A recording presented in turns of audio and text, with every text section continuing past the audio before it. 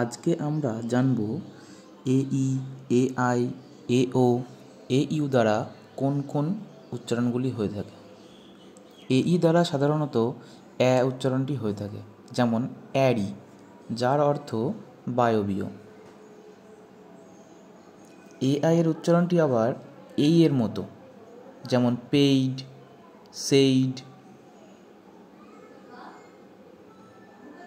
এও দ্বারা এও এর মতো উচ্চারণ হয়, যেমন কেয়স, এওরটা। এইউ থাকলে উচ্চারণ সাধারণত অ এর মতো হয়, যেমন অস্ট্রেলিয়া, পজ।